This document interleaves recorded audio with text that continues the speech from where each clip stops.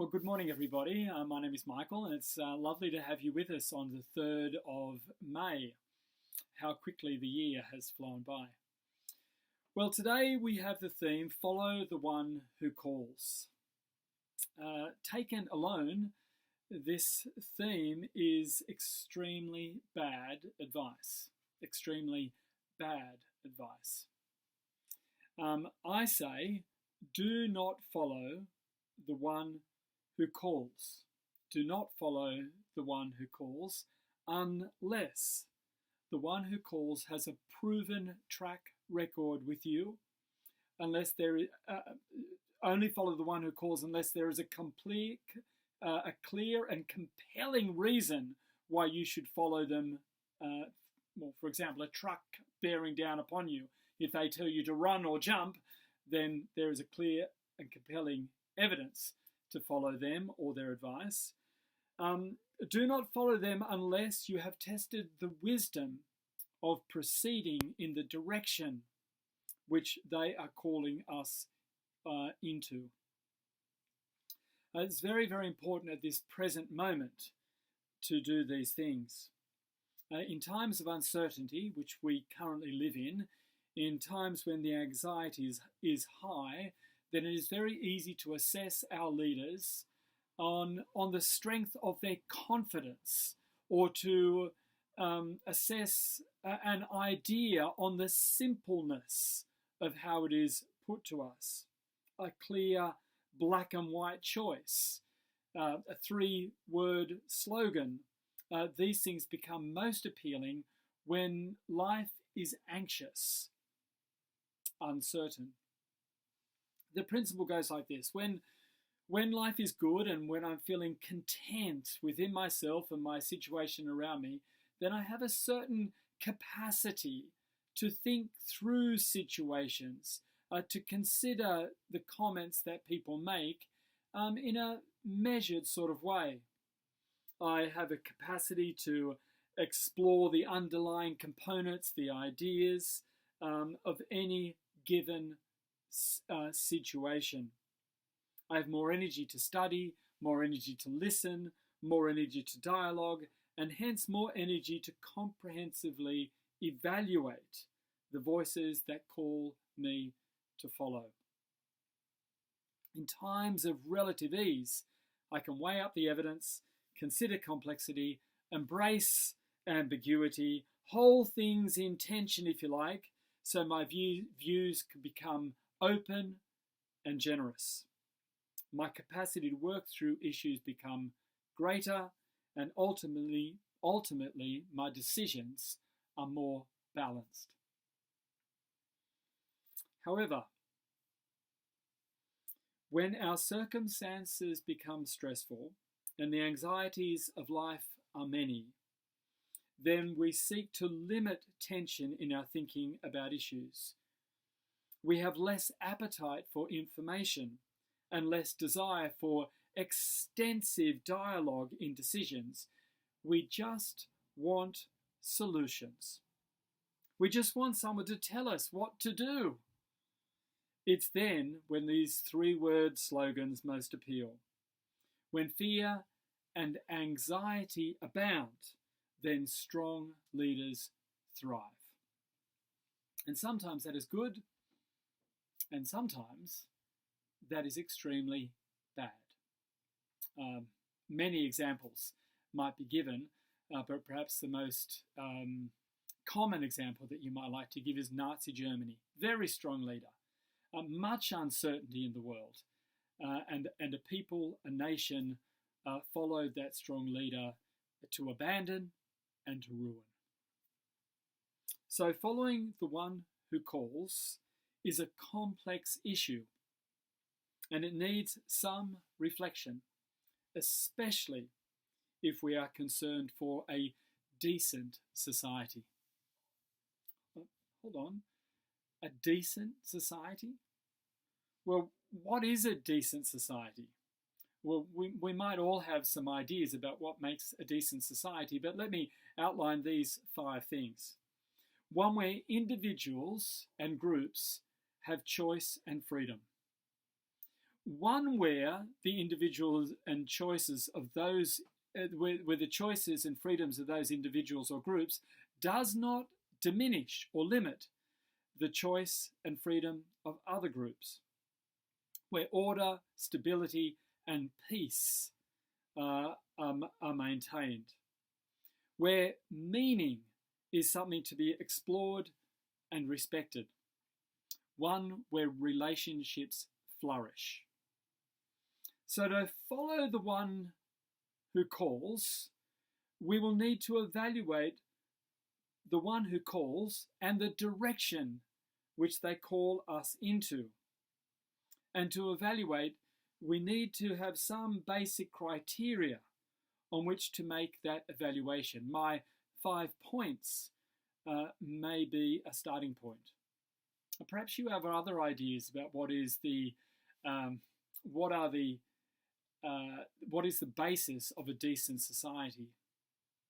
I'd like to hear from you a little bit later about that, perhaps. Well, so to Jesus. He calls us to follow. He claims to be good. He claims to be the Good Shepherd in our reading today. Well, should we follow? Who is he and where does he lead? Will he take us to the point of human flourishing towards a decent society? Well, certainly his claims are impressive. Of course, claims are cheap, easy to make, but his claims are impressive. Look at them with me for a moment, will you? We could look at many, but just from the readings from today, particularly from the John reading and the 1 Peter reading, he claims to be good, the Good Shepherd. And of course, he encourages goodness in others, to put aside sin and to live for righteousness. So he is a good one who encourages good. He comes that we might have abundant life, from the John reading. And he will unite people, so he is the great uniter of people, and not just together into one flock, but as he forgives our sins, he unites us also to God. Now, these are enormous claims, the sort of claims that you would want to embrace, whether life is certain or uncertain. But despite the times, we need to remind ourselves, or remind one another, that rigour in inquiry should always proceed accepting any claims, no matter how great they are. So how do we evaluate the claims? What might rigour in inquiry, if we were to follow Jesus, entail? Well, let me suggest a couple of things. Does Jesus walk his walk? Does he lead by example? Well, his goodness was noticed by his friends and his enemies, so his goodness seems to be without doubt. His example, exemplary. His leadership also is no ivory tower. He doesn't just ask us to do something and stay back behind the bunkers himself.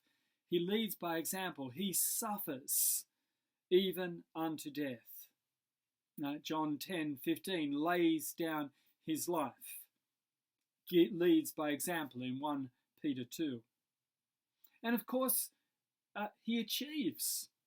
He dies, yet lives. Look at the historical evidence. His healing and his peace become palpable for those who follow. So he does walk the talk. He does lead by example. He does achieve. Worth following. But what sort of gatherings grow up from his followers? Are they appealing? The sort of group you would like to belong to? When we look at Acts chapter 2, verse 43, we see a sharing group of people where everyone would have enough, even if that required costly sacrifice. We see both a joyful gathering and a gathering which enjoys the goodwill of the wider community. On reading 1 Peter 2, verses 13 to 21, we see followers who value a delicate balance. On the one hand, they value being faithful to Jesus. On the other hand, they want to live well within the wider community. The picture is of followers who engage and are embedded, engage and embed themselves in the wider community for its flourishing, irrespective of their own flourishing. Let me repeat that. You see a group of people who engage in community for its flourishing, independently or irrespective of whether or not they themselves will flourish. I find that quite appealing in a strange sort of way. So the gatherings that Jesus' followers, the ones who follow him, are appealing. How are these gatherings maintained? Their character. How do they maintain their character so that they might continue true to the Jesus who was the great example for us, the one who achieves, who dies, and yet lives? Well, in Acts chapter 2, verses 42 and 43, we see a community that devotes themselves to the teaching of the apostles. Hence, a teaching that focuses upon Jesus. Also from Acts chapter 1, these apostles were the ones who were with Jesus from his baptism to his ascension. And importantly, as well as devoting themselves to the teachings of Jesus, they devote themselves to fellowship. This fellowship is comprised of a certain sort of group interpretation when they look at the teachings of the apostles. There is a testing. In 1 Corinthians chapter 14, we see that as the gathered community worship and as 2 or 3 make prophecy, then the rest of the community is to test what is said. The rest of the community is not just to blindly embrace, but to evaluate the words. The gathering also submits to an enacted meal, the breaking of the bread. This is a belonging about feasting and tasting. This recalls the love of Jesus and his life laid down for us, and reinforces that our belonging is not just about words, but our belonging is about being embedded in a community where we share meals together.